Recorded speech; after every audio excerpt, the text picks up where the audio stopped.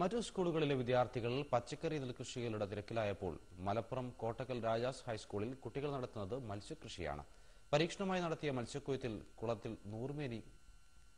നൂറുമേനി മത്സ്യസമ്പത്തുണ്ടെന്ന് തെളിഞ്ഞു. സ്കൂളിന് മുന്നിലെ 3 ഏക്കറോളം വരുന്ന നീന്തൽക്കുളത്തിലാണ് മത്സ്യകൃഷി പരീക്ഷിക്കുന്നത്. 6000-ഓളം മത്സ്യക്കുഞ്ഞുങ്ങളെ നഗരസഭയുടെ സഹായത്തോടെയാണ് കുളത്തിൽ നിക്ഷേപിച്ചത്. കട്ല, വാള, റോഹു തുടങ്ങിയ ഇനങ്ങളിൽപ്പെട്ട മത്സ്യങ്ങളാണ് വിദ്യാർത്ഥികളുടെ സംരക്ഷണയിൽ വളരുന്നത്.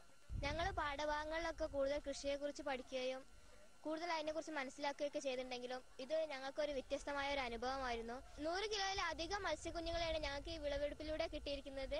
ആദ്യ പരീക്ഷണം വിജയമായതോടെ രണ്ടാം ഘട്ടത്തിൽ കൂടുതൽ മത്സ്യക്കുഞ്ഞുങ്ങളെ നിക്ഷേപിക്കാൻ ഒരുങ്ങുകയാണ് വിദ്യാർത്ഥികൾ.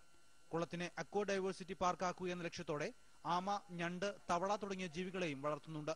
ഇത് എത്ര കണ്ട് ഇതിന്റെ പ്രയോജനം ഉണ്ടാവുമെന്ന് നേരത്തെ അറിയില്ലായിരുന്നു. പക്ഷെ എന്നിരുന്നാലും ഇതിന്റെ വിളവെടുപ്പ് കണ്ടപ്പോൾ വലിയ പ്രതീക്ഷയാണ് ഉണ്ടായിട്ടുള്ളത്. മാത്രമല്ല, ഈ ഒരു പരീക്ഷണാടിസ്ഥാനത്തിൽ തുടങ്ങിയ ഈ പദ്ധതി അടുത്ത വർഷം വളരെ വിപുലമായ രീതിയിൽ ഈ സ്കൂളിലും അതുപോലെ തന്നെ പരിസരത്തുള്ള കുളങ്ങളൊക്കെ തന്നെ ഇതിന്റെ ഭാഗമാക്കിക്കൊണ്ട് വലിയ ഒരു പദ്ധതിക്കാണ് ഇനി തുടക്കം കുറിക്കാൻ ഉദ്ദേശിക്കുന്നത്.